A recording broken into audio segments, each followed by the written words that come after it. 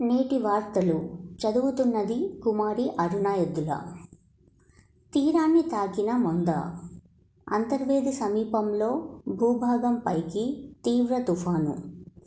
నేటి సాయంత్రానికి వాయుగుండంగా మారి బలహీనం. కోస్తా జిల్లాల్లో విస్తారంగా వర్షాలు కురిసే అవకాశం. 3 జిల్లాలకు ముప్పు.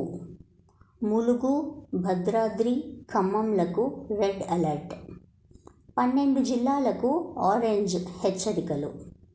కొన్ని చోట్ల 20 సెంటీమీటర్ల వర్షం కురుస్తుందన్న వాతావరణ శాఖ. హైదరాబాద్లో విమాన ఇంజిన్ విడిభాగాల తయారీ. Safran engines, Tata advanced systems భాగస్వామ్యంలో యూనిట్. SJ100 విమానాల తయారీ మన దేశంలోనే. విమానంలో ప్రయాణికులపై ఫోర్కుతో తెలుగు విద్యార్థి దాడి. బ్యారేజీల బాధ్యత నిర్మాణ సంస్థలదే. వారు చేయాల్సిన పనులకు ప్రభుత్వం నుండి నిధుల నీటిపారుదల శాఖ అధికారులను ప్రశ్నించిన సీఎం రేవంత్ రెడ్డి. తుమ్మిడిహెట్టి నుండి సుందిళ్లకు నీరు తరలించేలా ప్రణాళికలు రూపొందించాలని ఆదేశం. అమాత్యులందరికీ బాధ్యతలు. జూబ్లీహిల్స్ ఒక్కో డివిజన్లో 2 మంత్రుల ప్రచారం. 9వ తేదీ వరకు ముఖ్య నేతలంతా నగరంలోనే ఉండేలా ప్రణాళిక. ఉప ఎన్నికలలో విజయానికి కాంగ్రెస్ వ్యూహం. సినిమా టికెట్ల ధరలు పెంచాలంటే సినీ కార్మికుల సంక్షేమానికి 20% ఇవ్వాలి. రామోజీ ఫిల్మ్ సిటీకి హాలీవుడ్ను రప్పిద్దాం. సినీ కార్మిక సంఘాల అభినందన సభలో ముఖ్యమంత్రి రేవంత్ రెడ్డి. హైదరాబాద్లో మెక్డొనాల్డ్ GCC. తొలి దశలో 500 మందికి ఉద్యోగావకాశాలు. దశల వారీగా 2000 మందికి ఉపాధి.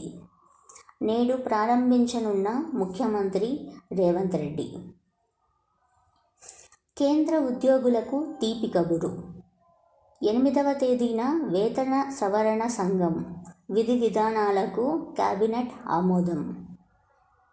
కమిషన్కు జస్టిస్ రంజనా ప్రకాష్ దేశాయ్ సారథ్యం. తుది నివేదిక సమర్పణకు 18 నెలల గడువు. 2026 జనవరి 1 నుండి అమల్లోకి రానున్న సిఫార్సులు. 50 లక్షల మంది ఉద్యోగులు, 69 లక్షల మంది పింఛనుదారులకు లబ్ధి. ఎరువులపై రాయితీల పెంపునకు మంత్రిమండలి ఆమోదం. జనజీవన స్రవంతిలోకి చంద్రన్న, ప్రభాత్. పార్టీని వీడిన 2 మావోయిస్టుల అగ్రనేతలు. డీజీపీ సమక్షంలో లొంగుబాటు.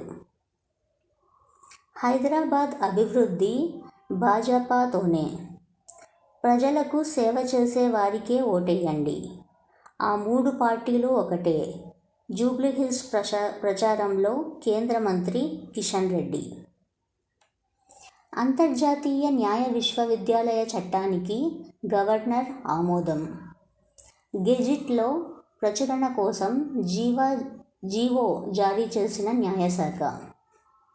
5 రిజర్వాయర్లకు ప్రవాహ గంటిక. 1397 చెరువులకు భారీగా ఇన్ఫ్లో. జలవనరుల శాఖకు ఏపీ వారిమ్స్ హెచ్చరికలు. పవర్ ఫైనాన్స్ కార్పొరేషన్ మహిళా డైరెక్టర్గా కీర్తి చేకూరి. విజయవాడ విమానాశ్రయంలో స్వల్ప అగ్ని ప్రమాదం.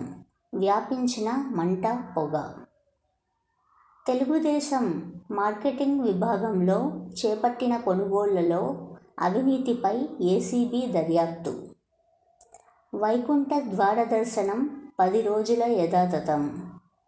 టీటీడీ ధర్మకర్తల మండలి తీర్మానాలు.